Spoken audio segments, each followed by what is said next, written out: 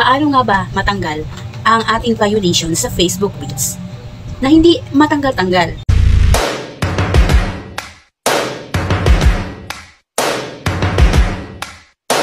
Di ba nagtada kayo? Bakit nawala yung monetization tools natin? Isa na doon yung stars, yung stream ads, at isa pa, yung ads on Reels. Ayun guys, kung isa dyan sa nawala sa wall mo, sa video mo, magtaka ka na. Pumunta ka na agad sa support inbox, hanapin mo, baka may na-copyright ka na, may na-violate ka na, o kung ano pang mga kaikikan na reklamo ni Meta.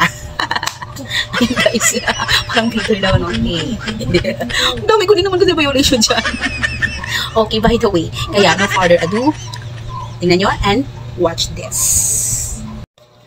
Ito guys, dito tayo sa ating screen. Pindutin natin yung Facebook na app. Then, punta tayo sa ating settings. Yan guys. Tapos, pindutin natin yung help and support. At pindutin natin yan ang support inbox. Dito natin malalaman guys kung may violation tayo. Pindutin natin ang your alerts. At yan, makikita natin yung mga violation. Guys, yung mga violation ko, hindi ko pa na, gumawa muna ako ng yung sample.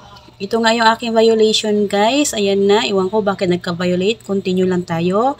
Continue para malaman natin kung ano ang nakalagay dyan. Basahin nyo na lang.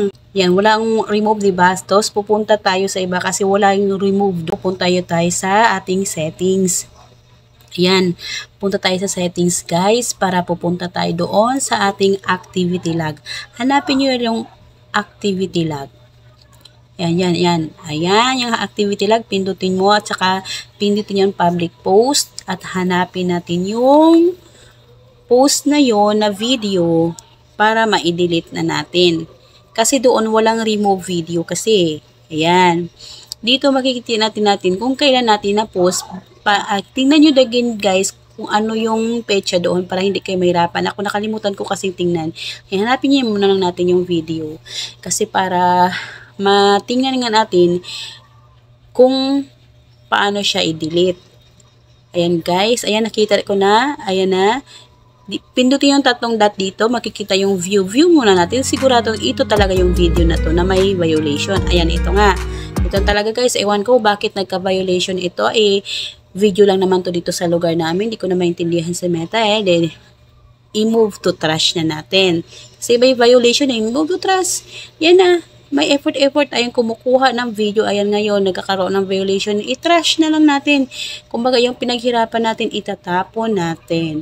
Yan na guys, balik tayo doon sa ating menu. Punta tayo sa support inbox.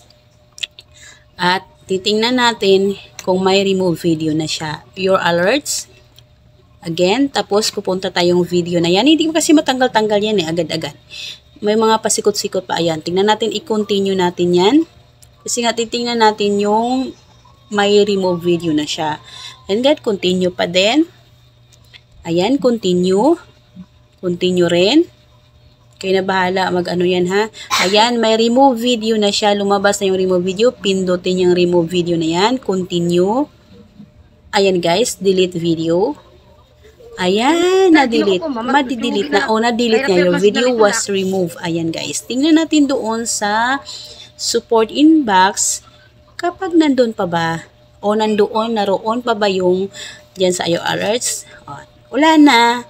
And guys, ganon lang kadali ang mag-remove ng yung mga violation natin.